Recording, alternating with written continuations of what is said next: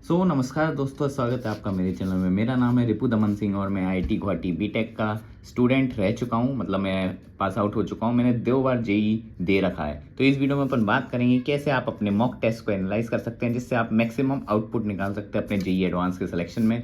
इसके बाद हम ये भी डिस्कस करेंगे कि भाई साहब आईआईटी ही क्यों एंड वाई नॉट आईआईटी, दोनों चीज़ें डिस्कस करेंगे। काफ़ी ज़्यादा इंटरेस्टिंग है, आपको मोटिवेट भी करेगी कि आईआईटी आपको क्यों पढ़ना चाहिए जेईई एडवांस के लिए। ठीक है, और बैकअप ऑप्शंस के बारे में बात करेंगे, क्योंकि बहुत लोग परेशान रहते हैं कि भैया अगर हमारा ज़रूरी थोड़ी है कि जेईई एडवांस में हो ही जाए तो क्या करना चाहिए। तो उसके बाद भी अपन डिस्कस करेंगे, क्योंकि मेरे बिट सेट में अराउंड मैंने फर्स्ट तो नहीं, जो सेकंड अटेम्प्ट था उसमें मेरे 300 मार्क्स आ गई थी और मैंने कुछ घंटा प्रेप नहीं करी थी। मतलब मैं सीधे एग्जाम देने चला गया, तो कुछ बिना पढ़े तब भी 300 मार्क्स आ गए थे। और बिट सेट में 300 मार्क्स तो कुछ ना कुछ तो मिल ही जाता है। तो चलिए इसे एक एक करके डिस्कस करते हैं। सबसे पहले तो अभी बैकअप ऑप्शन के ऊपर ही पहले बात कर लेते हैं। अब जब बात छेड़ दी है तो देखो, बैकअप ऑप्शन के लिए आप देखो स्टेट इंजीनियरिंग कॉलेजेस भी ले सकते हैं, कोई दिक्कत वाली बात नहीं है। जैसे आप यूपीएससी, अगर आप यूपी के स्टूडेंट हैं तो यूपी के कॉलेज के लिए अगर आप यूपीएससी देना चाहे तो उसको दे सकते हैं। और भी भाई साउथ के भी बहुत सारे कॉलेज मिल जाते हैं ऐसे, तो स्टेट इंजीनियरिंग सर्विस के लिए आप जरूर से दे सकते हैं। एकेटीयू जैसी आपको अब्दुल कलाम टेक्निकल यूनिवर्सिटी वगैरह मिल सकती है। मैंने भी फर्स्ट अटैम्प्ट दिया था तो मेरी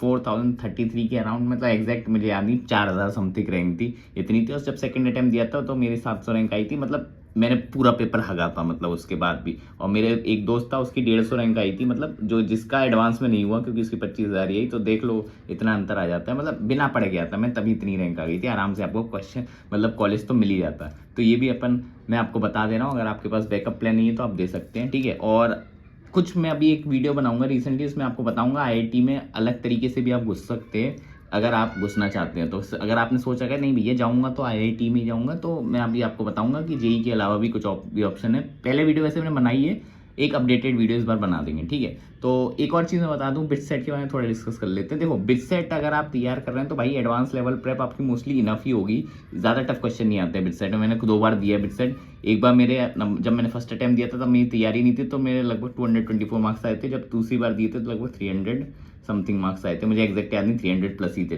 2-3 कुछ ऐसी था। ठीक है, तो जेईई एडवांस की जो प्रेप है वो इनफ होती है बिट सेट के लिए। एक्स्ट्रा आप जो पढ़ना चाहे तो इंग्लिश देख सकते हैं, इंग्लिश पूछ लेता है और लॉजिकल रीजनिंग पूछ लेता है। पर ये देखो यार, मैं बिल्कुल नहीं पढ़ के गया था। ठीक है, अगर मैं पढ़ के जाता तो मेरे हिसाब से 300 से और ज़्यादा ही आ जाते, 330 भी पहुंच जाते। बट मैंने कुछ नहीं पढ़ा था, ये सब मैंने छोड़ दिया। मैंने बस जेईई एडवांस की प्रिपरेशन करी और मेरा अगले दिन ही पेपर था, जेईई एडवांस के अगले दिन ही। तो मैं आराम से रिलैक्स करके गया, मुझे कोई टेंशन नहीं थी। मैं दे आया पेपर और मैंने इतना एक्सपेक्ट भी नहीं करा था कि कितने आएंगे, बस दे आया मैं। तो अगर आप डर लग रहा है बिट सेट के लिए, अगर आप बिट सेट के लिए सीरियस है तो आप इंग्लिश वगैरह देख लीजिए। और लॉजिकल रीजनिंग कुछ ज़्यादा है नहीं, बस प्रैक्टिस कर लीजिए, थोड़ा देख लीजिए, इसमें कुछ ज़्यादा टॉप है नहीं। तो आपका बैकअप ऑलरेडी तैयार है। अगर आपने जेईई एडवांस लेवल की प्रिपरेशन कर ली ना, मैं बता रहा हूँ गारंटी से आपकी तैयारी है। बाकी आप बैकअप की टेंशन मत लीजिए। ठीक है, अब आते हैं एक मज़ेदार चीज़ पे जो थोड़ा आपको मोटिवेट करेगी अब कि आईआईटी ही क्यों। ठीक है, देखो भाई, आईआईटी बेस्ट है इंडिया में, ये आपको मानना पड़ेगा। वर्ल्ड में नहीं है ऑब्वियसली, हम जानते हैं, क्योंकि वर्ल्ड में और भी यूनिवर्सिटीज़ बेटर हैं, बहुत ज़्यादा परफॉर्म कर रही हैं बेटर आईआईटी से। ठीक है, लेकिन इंडिया में तो बेस्ट यही है। ठीक है, आपके पास और कोई ऑप्शन नहीं है। अगर आप इंडिया में पढ़ाई करना चाहते हैं, वो भी इकोनॉमिक वे में, मतलब आईआईटी की फीस इतनी ज़्यादा भी नहीं होती। ठीक है, बिट्स की अगर आप देखोगे तो काफ़ी ज़्यादा फीस है बिट्स की, तो मत मानो। जैसे मेरा जो पूरा बीटेक का फीस मान लो 10 लाख था। ठीक है, पूरे बीटेक का। अब आप सोचो बिट्स का कितना हुआ, कमेंट सेक्शन में ज़रूर से बताना कितना होगा बिट्स का, ये भी मैं आपको बताऊंगा। ठीक है, इसको बाद में डिस्कस करते हैं। ठीक है, तो प्लेसमेंट की बात कर लेते हैं। जैसे मैंने 2022 में मैंने खुद का प्लेसमेंट देखा था, तो लगभग एवरेज सीटीसी 26 लाख का पैकेज लग जाता है। एवरेज बता रहा हूँ, हाईएस्ट डोमेस्टिक मतलब इंडिया के अंदर 1.5 करोड़ के आसपास 1.2 करोड़ का लगा था। इंटरनेशनल देखा जाए तो 2 करोड़ का प्लस ही था। ठीक है, तो मतलब प्लेसमेंट तो तोड़ रहते हैं। ठीक है, और आपको इवन अपॉर्चुनिटीज़ भी खूब मिलेंगी। हमारे सीनियर जो आप जानते होंगे, नरेंद्र नाथ भैया, आईआईटी गुवाहाटी के ब्लॉग डालते हैं, फोटोग्राफर ही बन गए, बताओ। फ्लाइंग बीस्ट भाई, अलग मतलब जितने भी आप फाउंडर देख लो, जोमेटो फाउंडर सब आईआईटीएन से निकलते हैं। ऐसा क्यों होता है भाई? क्योंकि अपॉर्चुनिटीज़ बहुत ज़्यादा मिलती हैं। इसलिए मैं कहता हूँ कि एनआईटी से बेटर है आईआईटी। ठीक है, इस मामले में, क्योंकि आपको अपॉर्चुनिटीज़ जो है ना वो ज़्यादा मिलेंगी। आप इवन प्रोडक्ट मैनेजमेंट का जो रोल होता है ना, उसके लिए भी प्लेसमेंट में बैठ सकते हो। आप सोचो कि जो प्रोडक्ट मैनेजमेंट का रोल क्या है भाई, ये एमबीए वालों के लिए रोल आता है स्टार्ट में, अगर आप देखो आईआईएम वगैरह में जाती है। लेकिन आप एपीएम के लिए बैठ सकते हो भाई आईआईटी में, ये पावर है भाई, समझ रहे हो? प्रोडक्ट बेस्ड कंपनियां भी आती हैं आईआईटी में, ये फायदा रहता है। ठीक है, स्टार्टअप इकोसिस्टम के बारे में तो आपको पता ही होगा। ठीक है, एलुमनस सपोर्ट भी बहुत तगड़ा रहता है भाई, एलुमनाई इतने तगड़े रहते हैं, तो अगर आपको जॉब नहीं भी लगी तो आप एलुमनाई से बोलोगे भाई रेफर कर देंगे आराम से आपका। उद्धार हो जाएगा। कॉन्फिडेंस ही बढ़ता है भाई, कुछ बढ़िया फ्रेंड बनेंगे आपको जो हमेशा साथ देंगे। कैंपस वगैरह A+ है, वर्थ इट है, तो मैं तो कहूँगा भाई वर्थ इट है, ठीक है। अब बात आते हैं थोड़ा नेगेटिव एस्पेक्ट की बात करते हैं। देखो पॉजिटिव जो एस्पेक्ट है वो तो देखो बहुत ज़्यादा है ही IT लिए, नेगेटिव भी है। जैसे एकेडमिक प्रेशर रहता है भाई, ठीक है, पढ़ाई करनी पड़ती है भाई, क्योंकि वहाँ पे सब टॉपर ही होते हैं। ऐसा हो ही नहीं सकता कि आप पढ़ो ना और पास हो जाओ, ठीक है, तो बिल्कुल बकवास है, ठीक है। और इंजीनियरिंग ज़रूरी नहीं कि आप मास्टरी कर पाओ, रिसर्च का थोड़ा बेकार चल रहा है, ठीक है। और हो सकता है कि आपको इतना इंप्रेसिव भी नहीं लगे, क्योंकि लोग बहुत साल 2 साल मतलब घिस रहे हैं, 3 साल घिस रहे हैं, पर हो सकता है उन्हें बाद में लगे कि यार इतना भी तोप नहीं है, ठीक है, हो सकता है। वैसे मुझे तो ठीक लगा, ठीक है। और आपको एक चीज़ याद रखनी पड़ेगी, आपको कॉलेज में और ज़्यादा पढ़ना पड़ेगा। ऐसा नहीं है कि IIT के बाद लाइफ सेट हो जाती है, बिल्कुल ऐसा नहीं है। मिथ है जो कोचिंग वाले कह रहे हैं, वो बिल्कुल बेवकूफ़ बना रहे हैं। मैं पहले ही बता रहा हूँ, ठीक है, ये ऑनेस्टी, आपको पढ़ना पड़ेगा। CPI के लिए भागोगे, प्लेसमेंट के लिए भागोगे, ब्रांच चेंज के लिए भागोगे, तो ये थोड़े नेगेटिव एस्पेक्ट भी हैं, ठीक है। अब बात आते हैं अपने वीडियो के मेन टॉपिक पे, जो कि है टेस्ट एनालिसिस, क्योंकि अपना मेन टॉपिक यही था, कैसे टेस्ट को एनालाइज करें करेक्ट वे में। मैं आपको पूरे अच्छे से बता देता हूँ, आपको समझ आ जाएगा, बस ये फॉलो करिए और उसके अलावा आपको कुछ करना नहीं, ठीक है। पहले बात करते हैं एफएलटी और पार्ट टेस्ट। मैंने ऑलरेडी बताया आपको मेन गोल जो होना चाहिए एफएलटी ही होना चाहिए। पार्ट अगर आप किसी वीक में मतलब वीक हैं या फिर आपका रिवीजन नहीं हो पाया तो दे दो, कोई दिक्कत नहीं है, लेकिन इनडायरेक्टली आपको जल्दी से जल्दी एफएलटी पे शिफ्ट होना पड़ेगा, ठीक है। अब आप क्या कर सकते हो, जो टेस्ट का एनालिसिस गूगल शीट पे कर सकते हो या फिर डायरी पे कर सकते हो। मैं वैसे डायरी प्रेफर करता हूँ, गूगल शीट मेरे को नहीं पसंद, ठीक है। वैसे डायरी दोनों पे कर सकते हो, वैसे इंटरफेस सही रहता है गूगल शीट का, बट मैं डायरी पे करता हूँ क्योंकि फ़ोन से दूर रहोगे तो बेटर रहेगा मामला, ठीक है। अब बात है कैसे करना है। देखो जो क्वेश्चन आपके सही हो उसे इग्नोर कर दो, ठीक है, उनको देखने की जरूरत नहीं है, क्योंकि आपने सही लॉजिक लगाया हो, भाई तुक्के से थोड़ी आंसर पे आ गए हो, या फिर तुक्के लगा रहे हो तो मैं क्या ही बोलूँ, बट मोस्ट प्रोबेबली करेक्ट वाले सही होता है आपका लॉजिक, तो इनको आप इग्नोर कर सकते हैं। सेव मतलब अपना टाइम बचा यार, क्यों टाइम वेस्ट करना, जो सही है तो वो सही ही होगा ना, उसमें एक्स्ट्रा तो कुछ ऐसा बताएगा नहीं, ठीक है, टाइम बचाने के लिए कर रहे हैं, ठीक है। जो रॉन्ग है उसको आपको पता है ज़रूर से सोल्यूशन देखना ही देखना है, ठीक है, मस्ट है ये तो, ठीक है। जो गलत है उसमें सिली वाले देखो और कंसेप्चुअल वाले देखो, ठीक है, कि आपकी मिस्टेक कैसी है। सिली मिस्टेक हुई, जैसे आप क्वेश्चन में पूछा था कि 2A मार्क करना है, ठीक है, लेकिन आपने A मार्क कर दिया, वैल्यू A, ठीक है, तो ये सब होती है सिली मिस्टेक। कंसेप्चुअल एरर ये थी, आपने कुछ और ही समझ लिया, तो ये आपको फिगर आउट करना है कि आपकी कंसेप्चुअल था कि सिली मिस्टेक था, तो बाइफरकेट करना है रॉन्ग वाले को सिली और कंसेप्चुअल में, ठीक है। और सोल्यूशन देखने के बाद आपको वहीं की वहीं फिर से करना है, एक बार सोल्यूशन से समझो, फिर से वहीं अटेम्प्ट करो क्वेश्चन।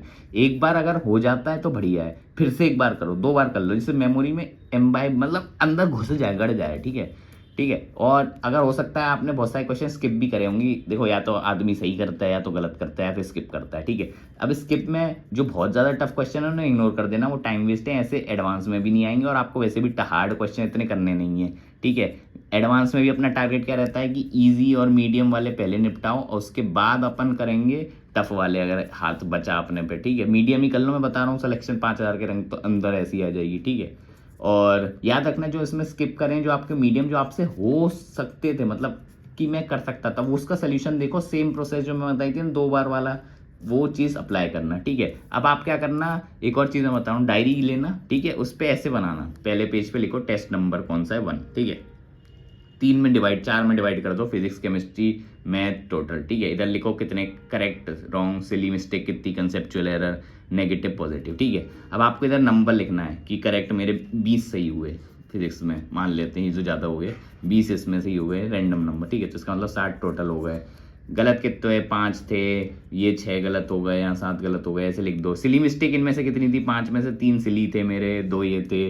नेगेटिव मार्क्स मेरे कितने हैं, पॉजिटिव मार्क्स कितने हैं, टोटल मार्क्स कितने हैं, ये सब आपको इधर लिख लेना है। और नीचे एक ये इसके अब जगह नहीं है तो मैं ऐसे ही बता दे रहा हूँ, ठीक है, नीचे आधा पेज इसमें हो जाएगा और उसके नीचे लिखना है जो सिली मिस्टेक थी वो आपने क्या लिखी वो नोट करो। जैसे एडमिट करो कि हाँ भैया मैंने 2A की जगह A लिख लिया, तो वो लिख दो अपने। जब तुम देखोगे ना अपनी सिली मिस्टेक लिखोगे और फिर उसको एक बार नेक्स्ट टेस्ट देने से पहले ये चीज़ रीड, इस पेपर को खोलना और रीड करना कि क्या सिली मिस्टेक करी थी।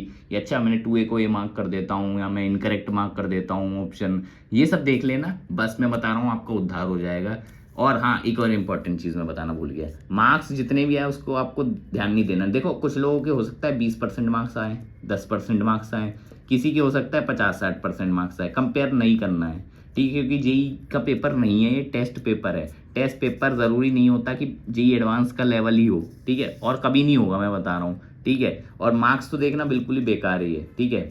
आप बेसिक आइडिया देख सकते हैं कि हाँ ठीक था, टेस्ट पेपर हो गया। आपको बस पता है क्या करना है कि ये सिली मिस्टेक और जो कंसेप्चुअल एरर जो आप कर रहे हो ये विद टेस्ट कम होती है। ये आपका टारगेट ये होना चाहिए कि जैसे मैंने पहले टेस्ट में 5 सिली मिस्टेक करी तो नेक्स्ट टेस्ट में मेरी 4, 3 ऐसे कम होनी चाहिए। मतलब लास्ट तक आते 1 या 2 सिली मिस्टेक तो फिर भी मान लिया जाएगा। वैसे ट्राई करो 0 पे ले जाओ ये टेस्ट में कि सिली मिस्टेक होनी ही नहीं चाहिए, ठीक है। और कंसेप्चुअल एरर भी खत्म होने लगे। जैसे ही अगर ये नंबर इन दोनों में सिली और कंसेप्चुअल में कम होता जा रहा है तो आप समझ लो कि आपका बहुत बढ़िया चल रहा है, कोई आपको दिक्कत नहीं हो जाएगी, आपका आराम से सिलेक्शन हो जाएगा। बस इतना सा है। टेस्ट एनालाइज कैसे करते हैं समझ में आ गया तो बताइए कमेंट सेक्शन में। और हाँ, एक और चीज़ मैं बता दूँ, अभी मैं बताना मतलब बोलना भूल गया, लेकिन टारगेट लिखो अपना अभी से चुपचाप से वीडियो, ठीक है। वीडियो के एंड में बता रहा हूँ लेकिन टारगेट लिखो, ठीक है। क्या था टारगेट, कल का हुआ कि नहीं, आज का क्या है, ये अपन डेली करेंगे, ये नहीं मिस कर सकते, सॉरी, ठीक है। तो जल्दी से बताओ टारगेट क्या था और वो। चलो मिलते हैं आपको नेक्स्ट वीडियो में। होप आपको हेल्पफुल लगा हो वीडियो, कमेंट सेक्शन में ज़रूर से बता दीजिएगा।